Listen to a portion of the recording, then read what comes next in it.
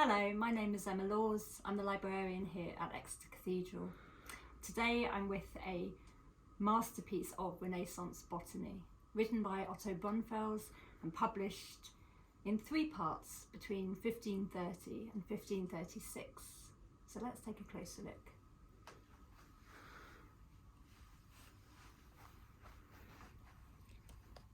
Otto Brunfels was an influential German botanist, and his Herbarum presented a new way of describing and drawing plants from life. The title page is important because it grabs our attention and it introduces us to the subject of the book. We are standing, if you like, at the threshold of the book, ready to go inside. And it's designed to be read like a piece of text. It was probably designed by Brunfels himself, and it's made up of different visual elements, symbols which the reader has to piece together and interpret. Title pages of this era use a visual language, may not be immediately obvious to us today, but in the Renaissance period, authors might incorporate images from classical antiquity on their title pages to add weight to their work. And we can distinguish classical gods from their various symbols. This is the god Apollo on the left, depicted with his lyre and his quiver of arrows. He's the god of the sun, so you can see the rays of the sun behind his head. But he's important here because he is the god of healing and medicine, and the plants described in this book are useful medicinal plants. Opposite is Dioscorides, another figure from classical antiquity. He was a physician and author of a key work of classical medicine, De Materia Medica. And Brunfels wants us to know that he is part of a long, great tradition of botany and medicine that stretches back to classical antiquity. So here's Dioscorides with his book, and he's holding plants in his hand. And it was typical at this time to quote and copy classical works to show an understanding of ancient texts, rather than to be original. And Brunfels does exactly this in his descriptions of plants. There are numerous references throughout to Dioscorides and other writers. Early in the book, Brunfels provides a list of authors that he's consulted, authors whose evidence we have used in this work. And there are 47 names on this list.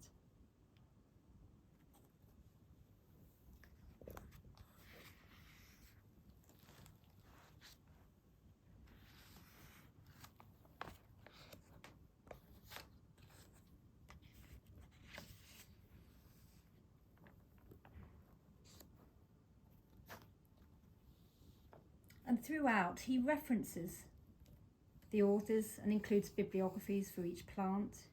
And he also includes his own observations. And he writes in Latin rather than his native German.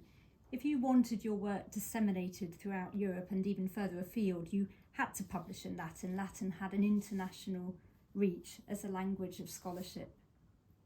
And for each plant, Brunfels gives the name in Greek, in Latin, and in his native German. And the Latin name is more familiar to us today, Narcissus or daffodil. But it's the illustrations that really make this book what it is. They're drawn and engraved by Hans Weidert. So the book is a fusion of different texts from different authors and illustrations.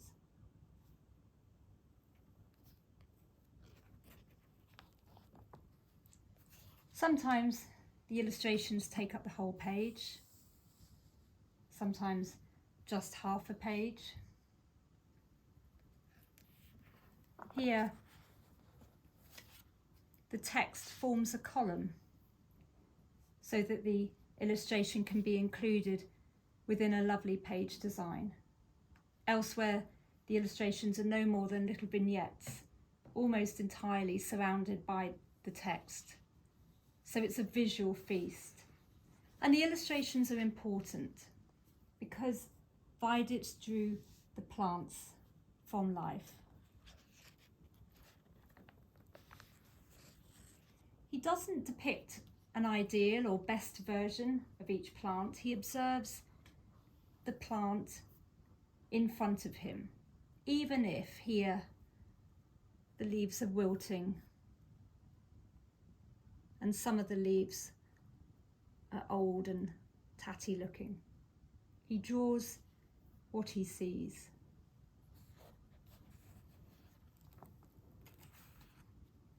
And he depicts the whole plant, from the tip of the flower right down to the base of the root, because the purpose of the illustrations is to describe the plant scientifically, to show their essential characteristics. These illustrations would have been used to identify the plants. They're not just pretty pictures. And sometimes Weiditz had to go to extraordinary lengths to fit the whole plant onto the page while remaining faithful to the original dimensions of the specimen that he was drawing. He doesn't shorten the stem to fit the plant on the page. Instead, he curls the stem around in a sort of Art Nouveau fashion to fit the whole plant on the page. And the result is very beautiful and very delicate, especially for a woodcut. He achieves remarkably clear lines. Many of the flowers in this volume are familiar to us today and can be seen in hedgerows and woodlands.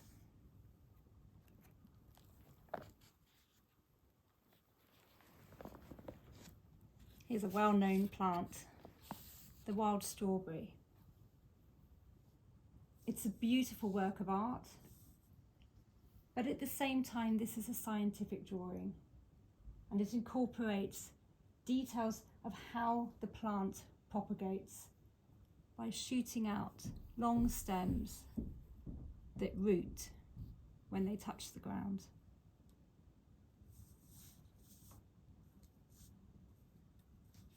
The title page only gives the name of Otto Brunfels, the author, but it doesn't name the illustrator. But really, Hans Weiditz was the co-creator of the book, and to a great extent now his beautiful illustrations are judged to be more important than Brunfels' text.